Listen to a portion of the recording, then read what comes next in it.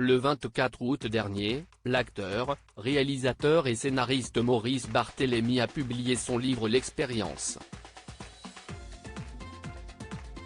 À l'occasion de la sortie de son nouvel ouvrage, le cinéaste de 54 ans a accepté d'accorder une interview au magazine Voici, ce vendredi 22 septembre. Auprès de nos confrères, celui qui a signé la comédie Pas très normales activités, entre autres, a évoqué son nouveau projet d'écriture, son précédent ouvrage sur son hypersensibilité, mais aussi son enfance. Questionné également sur son rôle de père, celui qui a une fille prénommée Tess, née de son ancienne relation avec Judith Godrèche, s'est confié sur la carrière qu'elle commence dans le 7e art. Pour rappel, au début du mois de septembre, la jeune femme de 18 ans était au Festival du cinéma américain de Deauville, avec sa mère, et elle a déjà eu l'occasion de faire, à plusieurs reprises, ses pas devant la caméra, notamment dans Under the Eiffel Tower, dont sa mère est la scénariste, ou encore dans Icône du cinéma français, série Arte dans laquelle joue la comédienne de 51 ans.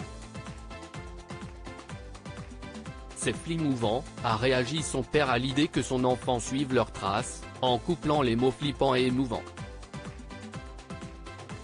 Elle n'a que 18 ans, elle est hypersensible, comme moi. Ce métier est violent et on ne lui fera pas de cadeau.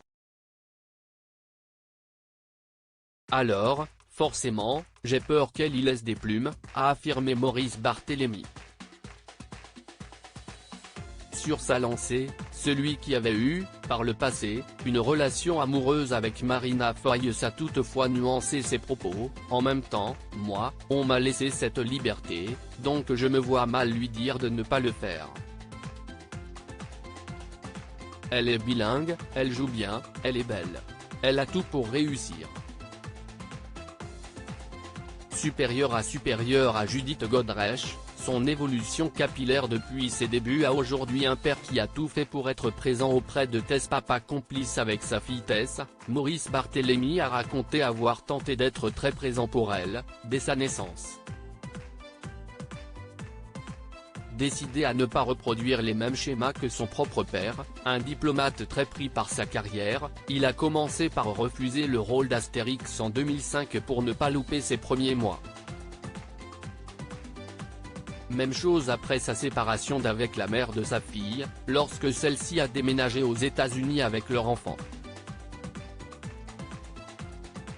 Il m'a fallu être présent autrement.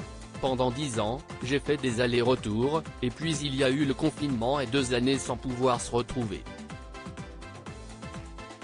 Une épreuve, mais une découverte aussi, a détaillé le réalisateur avec tendresse, qui a ainsi pu développer avec Tess une forme de communication particulière, directe, une forme d'urgence entre elle et lui. Article écrit avec la collaboration de 6 médias Crédit Photo, bord de Jacovid.